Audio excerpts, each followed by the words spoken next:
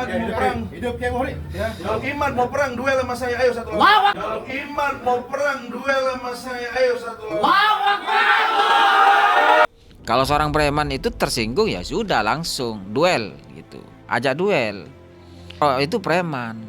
Kalau seorang kiai tersinggung dengan sebuah kajian, maka ya semestinya harus dijawab dengan kajian, bukan dengan premanisme, bukan dengan mental-mental preman. Kiai Imad itu seorang ulama, seorang kiai, seorang ulama. Mentalnya pun juga mental ulama. Walaupun secara fisik ya sama dengan kita. Kalau sumpahnya terpaksa harus adu gelut, terpaksa harus melakukan kontak fisik, maka ya tidak menutup kemungkinan Kiai Imad pun juga akan mengeluarkan jurus-jurusnya. Mantap. Tetapi ini masalah mental. Mental kiai, mental ulama, bukan mental preman. Kalau preman ya tersinggung, ajak duel. Lah ini seorang kiai, mungkin dia tidak terima dengan kajian Kiai Imad yang dianggap memfitnah nasab guru-gurunya. Tapi ini bentuk kajian yang dilakukan Kiai Imad adalah dengan dasar-dasar kitab-kitab, dengan dasar-dasar yang jelas, dasar kitab-kitab nasab. Mbok yo kalau panjenengan tidak terima, ya lakukan kajian juga. Lakukan kajian. Jawab dengan kajian. Bukan dengan datang mempersekusi pendukung Kiai Imad. Kalau seperti ini kan indikasinya sebuah tindakan premanisme, sebuah tindakan yang bisa masuk ke ranah kriminal. Itu dari sisi kajian nasabnya. Kalau tidak terima dengan kajian Kiai Imad tentang nasab Habib Ba'alawi, maka kajian Kiai Imad harus dipatahkan, harus dibentahkan, harus dimansuh dengan dalil-dalil yang jelas tentang nasab para Habib Ba'alawi ini memang betul-betul tersambung kepada Rasulullah. Nah ini dari sisi kajian nasab. Di sisi lain banyak oknum-oknum habaib ini sudah masuk ke ranah kriminal dari beberapa pembelokan-pembelokan sejarah, klaim-klaim sejarah. Ini sudah masuk ke ranah kriminal. Apakah kita akan mendukung juga akan hal itu?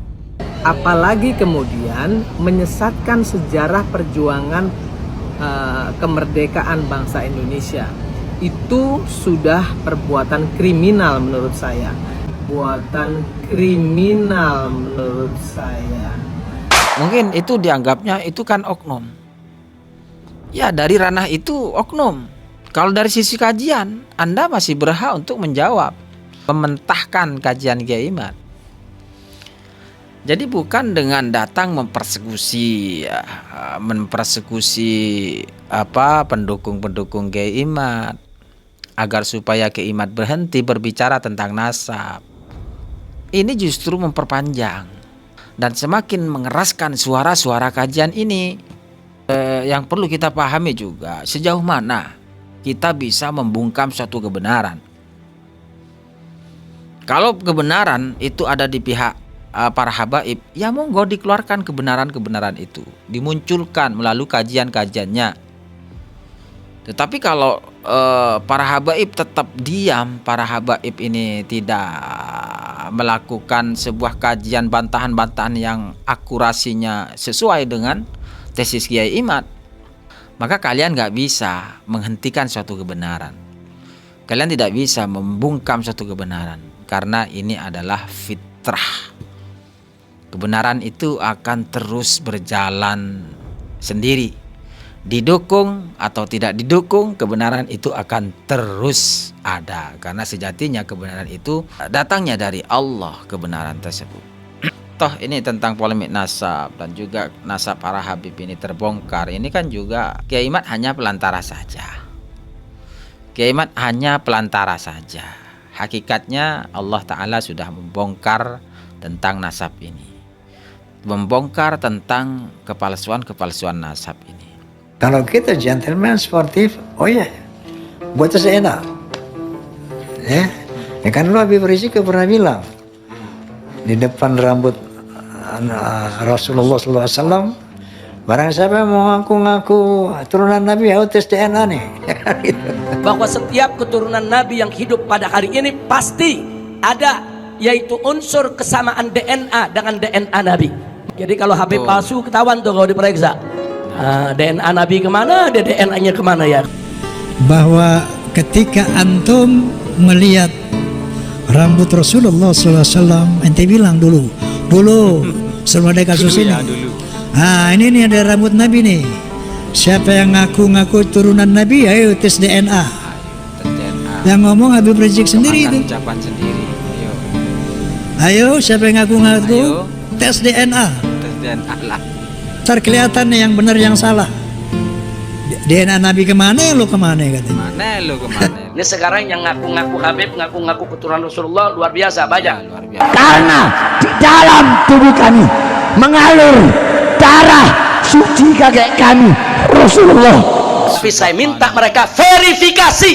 Nggak usah nuntut tes DNA, hari tes DNA lah, ketok sudah kelihatan kalau dia bodoh, nggak ngerti agama. Buktikan nasabnya itu benar. Tapi saya, Bahar bin Smith adalah salah satu Habib. Kalau mereka yakin nasab mereka benar, ya argumentasi dong. Pakai ilmu nasab, pakai ilmu sejarah. Karena kami, para anak cucu Rasulullah yang berada di barisan. Bukan dengan caci maki, bukan dengan kebencian, tapi dengan data, dengan kitab, dengan argumentasi, dengan bukti. Ana yang duluan mau tes DNA. Jadi kalau Habib palsu ketahuan tuh kalau diperiksa. DNA Nabi kemana, DNA-nya kemana ya kawan? Si ono sing menolak tes ini. Tes DNA nggak boleh, haram secara syariat. lebih. Kalau Habib palsu ketahuan tuh kalau diperiksa. Saudara, sekarang saya mau tanya. Nih, saya kasih gambaran. Mereka yang sudah melakukan DNA, coba suruh minta ke nagobah yang ada di dunia ini. Bisa diisbat nasab dengan DNA-nya dia? Bisa, saudara. Ini ngawur. Ini ngawur. Sedangkan tes DNA itu kata Fakar Ilmu Nasab di halaman 179, anna nataij sulalatil jiniyah atau ma yusamma bitahawur al-jini hatta law kanat li sulalatin ba'idah hiya nataij qat'iyatun ilmiyan. Hasil tes DNA itu merupakan sebuah hasil yang pasti secara ilmiah. Dia menyuruh misalnya yang Sayyid ini DNA. Oke, kamu yang sudah menyatakan DNA kamu benar, coba minta ke nagobah-nagobah di seluruh dunia. Bisa enggak kamu dianggap Sayyid dengan DNA kamu? Yang kedua, kalau kemudian merasa betul-betul yakin bahwa dirinya durian Nabi, ya sudah tes DNA. Jangan kemudian memprovokasi umat bahwa tes DNA itu haram. Dan itu apa? Itu bukan jawaban, Pak. Bahkan mungkin yang bilang bahwa tes DNA itu haram bukan orang awam, Pak. Tapi Habib Hanif kalau tidak salah ya.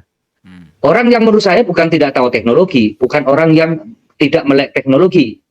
Ya, kalau kemudian tidak percaya dengan ilmu pengetahuan, ya sementara mereka memakai ilmu pengetahuan sebagai support untuk mendukung kehidupannya sehari-hari ya. Nggak akan diterima. Unsur kesamaan DNA dengan DNA Nabi. Membuktikannya lewat rambut yang ditinggalkan oleh Nabi, saudara. Alhamdulillah. Jadi kalau Habib palsu ketahuan tuh kalau diperiksa. Nggak akan diterima. Gitu loh. Kenapa? Karena memang tidak ada DNA itu menjadi alat untuk menetapkan nasab. DNA Nabi kemana, DNA-nya kemana ya kawan? Nah, jadi sebetulnya walaupun DNA ini belum dijadikan syarat untuk isbatun nasab, enggak. Tapi paling tidak dia bisa menjadi bukti pendukung ya kawan. Alhamdulillah. Nah, di sini saya tunjukkan contoh. Ini foto rambut Nabi yang ada di tangan para ulama kita di berbagai tempat. Dapat dari mana itu, Bu? Nah, secara ilmiah keberadaan rambut ini penting. Dengan adanya rambut itu bisa diperiksa gennya, DNA-nya bisa diperiksa. Bahkan itu juga bisa menjadi bukti bahwa setiap keturunan Nabi yang hidup pada hari ini pasti ada, yaitu unsur kesamaan DNA dengan DNA Nabi. Membuktikannya lewat rambut yang ditinggalkan oleh Nabi, saudara. Tapi saya minta mereka verifikasi. Buktikan nasabnya itu benar. Karabitatul Alawiyah. Kalau mereka yakin nasab mereka benar, ya argumentasi dong. Pakai ilmu nasab, pakai ilmu sejarah, saudara. Datang ke Rabito Alawiyah bukan dengan caci maki, bukan dengan kebencian. Diam, saudara. Taruh. Bukan dengan caci maki, bukan dengan kebencian, tapi dengan data, dengan kitab, dengan argumentasi, dengan bukti. yang menunjukkan kalau mereka bersambung ke Wali Songo, saudara. Kalau nggak ada bukti, ya jangan paksa Robito untuk mengakui. Kira-kira jelas tidak? Ini sekarang yang ngaku-ngaku Habib, ngaku-ngaku keturunan Rasulullah luar biasa banyak. Tapi saya minta mereka verifikasi. Buktikan nasabnya itu benar. Kalau mereka yakin nasab mereka benar, ya argumentasi dong. Pakai ilmu nasab, pakai ilmu sejarah, bukan dengan caci maki, bukan dengan kebencian, tapi dengan data, dengan kitab, dengan argumentasi, dengan bukti. Jadi kalau Habib palsu ketahuan tuh kalau diperiksa. DNA Nabi kemana? DNA-nya kemana ya ikhwan? Qatal mukhtassah man'uhu. Ya, wajib bagi jihad mukhtassah seperti pemerintah untuk melarang, keluarin undang-undang, larang. Wa fardul uqubat, untuk ngasih hukuman bagi siapa? Bagi mereka yang ngutak-ngatik nasab dengan tes DNA. Ini rekomendasi Forum Fikih Dunia. Diam saudara. Taruh dulu.